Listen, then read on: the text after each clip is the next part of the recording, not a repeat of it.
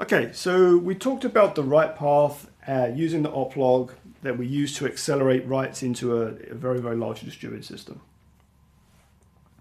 Let's now talk about how reads happen and how we're able to move data around the cluster to make sure that data is in the right place. So let's just see how that works. All right, so in this case, we have a virtual machine. Here's a virtual disk. It's running on a host. There's a CVM. And eventually that data lives on some disks. And then what we're going to talk about is what happens when this virtual machine moves. Or maybe we'll just do when this host fails. So my database does a read to his virtual disk. So he reads this thing, comes across maybe as an NFS request, read 4K at some location. And he's going to come into the CVM. Actually, let me just make this Stargate for the time being. So the first thing Stargate's going to actually have to do is figure out if this data lives in the op log. So he'll look through the op log and see if there's any writes that we've done recently. Most likely not. And then the second thing he'll do is he'll go and see if the data's in what we call the range cache. So in the CVM, I have an area of memory. We happen to call it the range cache. And this is a piece of DRAM that we can cache hot data. If the data is not there, then we have to go figure out where it is. And it's going to be, in this case, we're going to get it from disk. So then we have to say, okay, this data could be anywhere. Let's go and ask Cassandra. Hopefully, though, we'll have it in our Medusa cache. So we'll ask Medusa.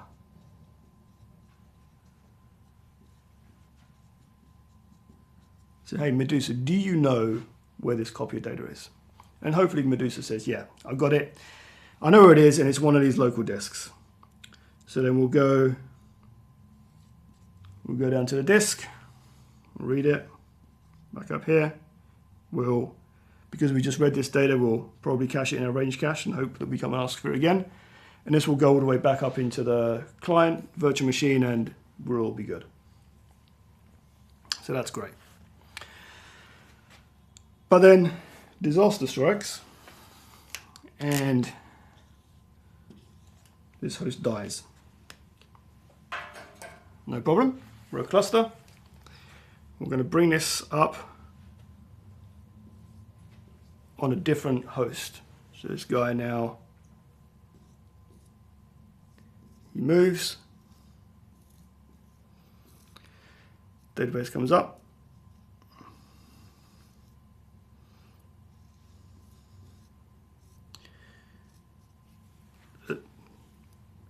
Let's just say this. Database is up, he boots, everything's hunky-dory. Now, at some point this database is going to come up and he's going to want to check his files, maybe do any database rebuild. So he's going to say, okay, let me start reading from my disk. He's going to come over NFS, just say for argument's sake we're on ESX here, and he's going to come into Stargate.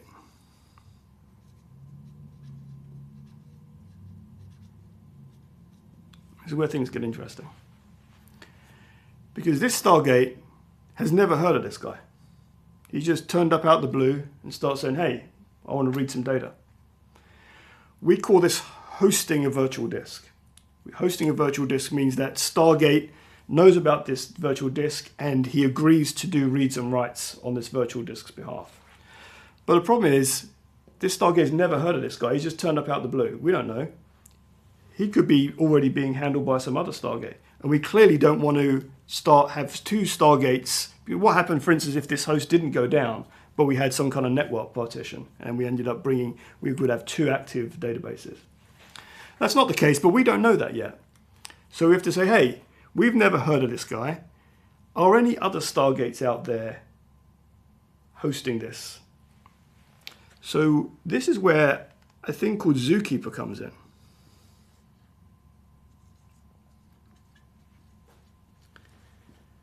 Oops. Zookeeper is an open source piece of software. And just like we talked to Cassandra via Medusa, we talk to Zookeeper via a thing called Zeus. And what Zookeeper does, or what Zookeeper's job is to understand the state of all the different CVMs in the cluster. So what Zookeeper will do, so Stargate says, hey, I don't know anything about this VM. I would like to host him because I'm being asked to host, but I first have to make sure that this disk is not being hosted by other Stargates. Rather than asking the other Stargates, because we may not be able to talk to this one, I'm actually going to talk to Zookeeper because Zookeeper has a replicated database of the state of the cluster. So when this goes down, the Zookeepers will know about it. So what Stargate does is, hey Zookeeper, am I safe to host this vDisk? Assuming this host has gone down, Zookeeper will say, yes, you're okay to host this vDisk. I'll update the other Zookeepers with the fact that this disk, this VM is now hosted by you, Mr. Stargate. Okay, awesome. So now we can do some work. So remember, we're trying to read this. He's trying to read his log to do his own database recovery. This Stargate can now act on his behalf, so that's all good. And remember, these Zookeepers have talked to each other. There's no master Zookeeper. There may be a leader, but all these Zookeepers are just talking to each other. This is microservices, right? But this is the Zookeeper services talks to other Zookeepers, and it also talks to its clients. So anyway, so now Stargate's hosting it. Everything's good, but we need to start reading this disk here. We don't know where it is, so we say, okay, let's look in our oplog. No, it's not there. Let's go look in our range cache. No, it's not there. Clearly not there because I've only just hosted this. Is it in Medusa? So does Medusa know where my data is? No, Medusa doesn't know where my data is because my Medusa was only populated over here. I don't have a Medusa cache that knows about this disk yet. So Medusa says, no, I have no idea, mate. So it says, okay, I don't know, but I know how to find out. I find out by talking to my Cassandra.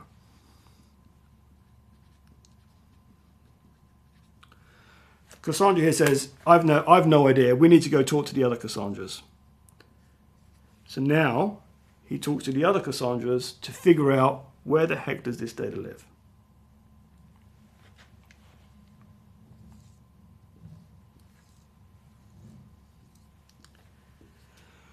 So Cassandra comes back and tells Stargate, okay, I know where this data is, but this data does not live on your disks. This data lives on another node's disks. So let me draw up another node. All right, so this host is dead. It contained one copy of the data clearly because it had been hosted there, but I can't access this because this host is down. So I now have to find out where were the copies. So it turns out that one of the copy for this particular piece of data is going to live on this host over here.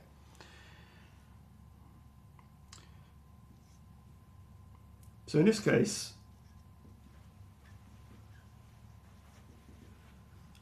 my Stargate knows where the data lives, but he knows that he doesn't have it. So now he has to talk to the Stargate over here.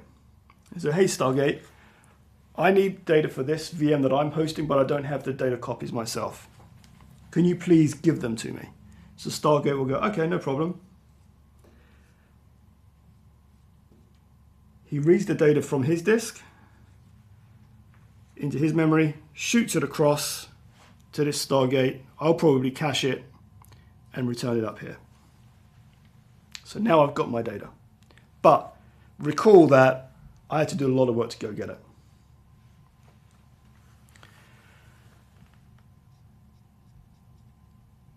Let's say that I'm walking through this disk and I'm actually hitting a lot of data.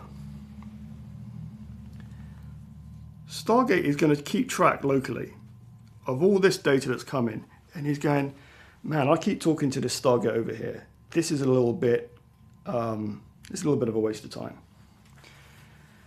Let me tell this Stargate to start shipping me some of these blocks. So it says, hey, rather than just give me these 4Ks that I keep asking you for, start sending me over some 1 megabyte pieces of data. So it says, okay, no problem. Stargate says, send these to me. So they're going to start sending big chunks of data. And Stargate now is going to not just return them up here, he's actually going to start writing that data on his own disks. So that the next time he is asked, he doesn't have to ask this other Stargate, he just comes and gets them from himself. So once this data comes across here, Stargate will say, I now have another copy. I now have a copy of this. Let me tell Cassandra about that. So Stargate will talk to his Medusa.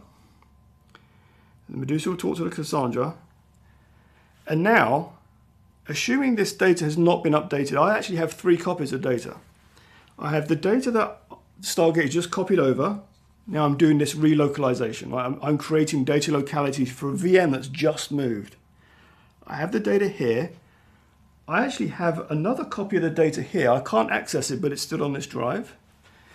And I have a copy here. So now I've actually got 3 copies of data. So that's not great. It's not a problem in as much as we know which ones are up to date, but now I've got 3 copies of data, not 2.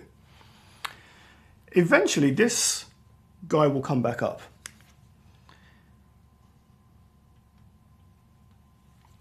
He'll come back up.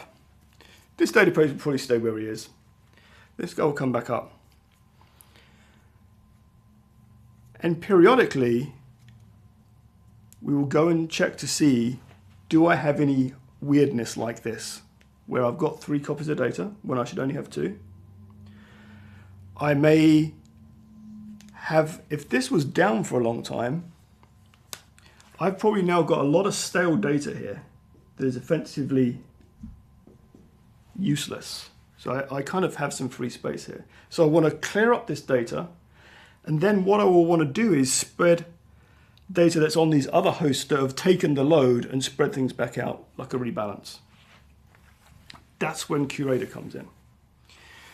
What Curator is going to do, and remember we have a Curator that runs on every host. Right? We have these services run on every host. The Curator will work in like a MapReduce kind of concept to go talk to Cassandra, figure out where all the metadata is, figure out where all the data is, and decide, do I need to move things around? One of the things we know without a doubt he's going to have to do is, for all of this data that was moved here, just in this example from here, I don't need 3 copies. So I'm going to have to figure out which of these copies I delete. Let's just say I updated this, and this copy is now stale. I will say, okay, let's mark this as invalid. In fact, we'll create this free space, and we're good.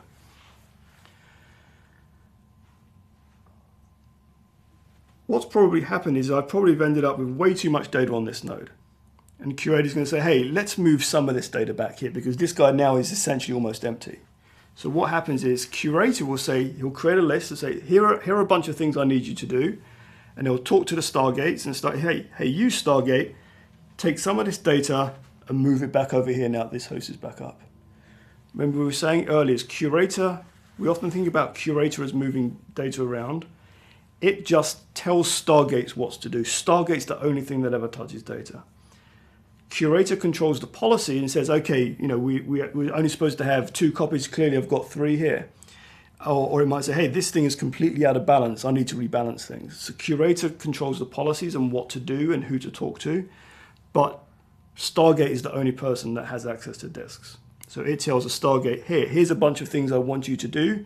Go do them. Maybe he has to talk to the other Stargate to move things around. But now that's how we've gone from VMs over here, host dies, comes back over here, has to talk to Stargate. Stargate says, I've never heard of you before. Let me talk to Zookeeper, make sure everything's cool. He talks to Zookeeper, agrees he can host a disk. He starts looking for data, doesn't have it, has to talk to Medusa. Medusa doesn't know, has to talk to Cassandra. Cassandra goes, figures out where everything is. At this point, this Stargate knows he has to talk to that Stargate to get the data. He gets the data, VM can get his stuff. Stargate realizes that, hey, I'm accessing a lot of data on my host that is from remote hosts. Let me start moving things across. He moves things across. When this one comes back up, again, we realize now I've got 3 copies of data, or I have some stale data, and I've got a big hole here where I'm underutilizing this host. Curator now says, let's go fix that. What you don't want to do is do that in real time when I'm accessing the data, because now I'm doing a whole bunch of data, I'm doing a whole bunch of work to clear things up in the IO path. I don't want to do that. That's why we have Curator run separately as a MapReduce job. It goes out, figures everything out, presents the work to Stargate. Stargate will obviously prioritize real IO, generally speaking, over these background tasks. So I continually have the cluster in balance. I continually am making sure I'm adhering to the properties, and I'm doing this IO, and I'm still maintaining the ability to write or read, for that matter, any piece of data from any cluster, any SSD at any time. That's the read path.